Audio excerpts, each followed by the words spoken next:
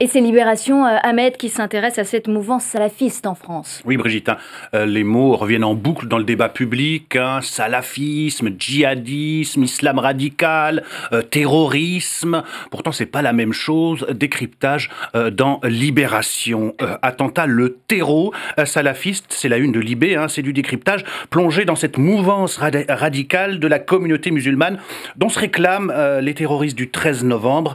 Le salafisme antichambre du djihadisme, se demande Libération. En fait, le salafisme djihadiste qui prône la violence contre l'Occident et les autres musulmans considérés comme mécréants ne concerne qu'une extrême minorité, nous raconte votre journal. Historiquement, le salafisme est né au 19e siècle, un cousin du wahhabisme qu'on retrouve en Arabie Saoudite. L'objectif, c'est de revenir à un islam des origines, souvent fantasmé, une sorte de pur islam, des salafs, les ancêtres des premières générations. C'est un peu les mormons de l'islam.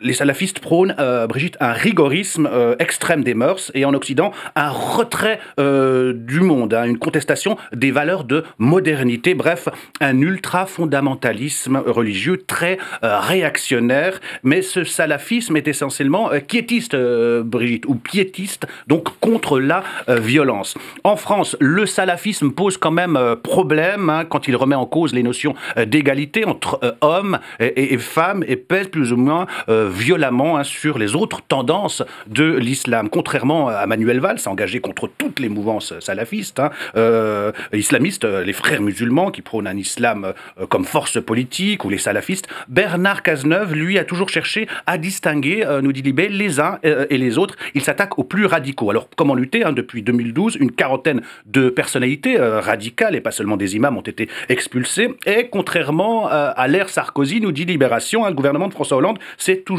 refusé à trop les médiatiser. Ces expulsions, nous raconte Libé. 2 mesures prévues dans le cadre de l'état d'urgence, d'échéance de nationalité pour les binationaux et dissolution d'associations en cas d'assignation à résidence, montrent qu'on est monté d'un cran, Brigitte, même si c'est un peu l'état de droit qui est bousculé. Zoom sur l'imam de Brest, un salafiste, YouTube, au rôle ambigu, nous dit Libération. Rachid Abou Deifa, Rachid El Jay, de son vrai nom, et dans la tourmente en ce moment. En 2013, à l'occasion d'un de ses cours, filmé, il explique à des enfants d'une dizaine d'années qu'Allah transforme soit en porc, soit en singe ceux qui écoutent de la musique. C'était passé inaperçu, mais après les attentats de Paris et de Saint-Denis, ça a pris une autre envergure. Il est pointé du doigt par le député PS du Finistère, Richard Ferrand. Va-t-il être expulsé? Dans son quartier, on dit non, il ne doit pas être expulsé. Il tient le quartier, il joue le rôle de grand frère. Certains jeunes préfèrent se consacrer à l'islam plutôt que dealer. C'est un salafiste, mais un quiétiste qui ne prône pas la violence. Il est même régulièrement attaqué sur les réseaux sociaux par des religieux plus radicaux que lui, menacé de mort par l'État islamique et expulsé à Français, puisque Rachid El Jay est français. Ça va être un peu difficile. Donc c'est pas simple, Brigitte. Cette interview du sociologue spécialiste de l'islam, du fait religieux, Raphaël Liogé.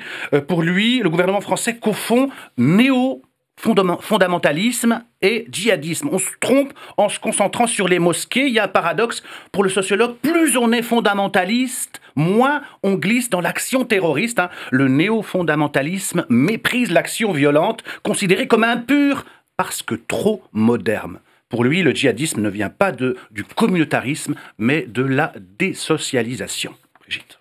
Et puis la presse qui s'intéresse au couac, repéré depuis le début de l'état d'urgence, arrestation injustifiée et fausse alerte. Oui, dans le Val d'Oise, récit d'une perquisition musclée à lire dans le journal Le Monde. C'est une soirée calme au Pepper Grill, un restaurant de Saint-Ouen, l'Aumône, dans le Val d'Oise, un resto halal. Alors samedi, une semaine après les attentats du 13 novembre à Paris et Saint-Denis, la clientèle reprend doucement ses habitudes, des familles avec des enfants en bas âge, des couples, un groupe de copines, quand tout d'un coup, c'est la déferlante. Le patron du resto dénonce 30 à 40 policiers débarquent, qui ont demandé à tout le monde de poser les mains sur la table. Il décrit une opération musclée. Ils ont cassé 3 portes dans le sous-sol, dont 2 étaient ouvertes. Et ils m'ont expliqué, dit le patron, que c'était sur ordre du préfet. J'ai l'impression qu'ils n'ont pas vraiment cherché, dit le patron du resto. Ils ont fouillé mon bureau sans tout à fait regarder les documents. Cela a duré 35 minutes. J'ai pas été placé en garde à vue. Et le gérant d'ajouter, les perquisitions, je suis tout à fait pour, dans la période que nous vivons, mais là, là, j'ai le sentiment que c'était pour marquer le coup. Des images de cette perquise sous le regard ébahi des clients, des dizaines de policiers en tenue d'intervention qui déboulent dans la grande salle du restaurant. Hier, la police avait procédé à 1072 perquisitions en application de l'article 11 de la loi 55 sur l'état d'urgence. Elles ont donné lieu à 139 interpellations qui ont débouché sur 117 gardes à vue, ce qui signifie, Brigitte, que dans environ 90% des cas, les policiers ont fait chou blanc, comme au Pepper Grill. Cela n'empêche pas un nombre croissant de policiers de douter de l'utilité de ces opérations très consommatrices en temps et en effectif. C'est de la communication, commente un haut responsable policier à Paris, au journal Le Monde, Brigitte.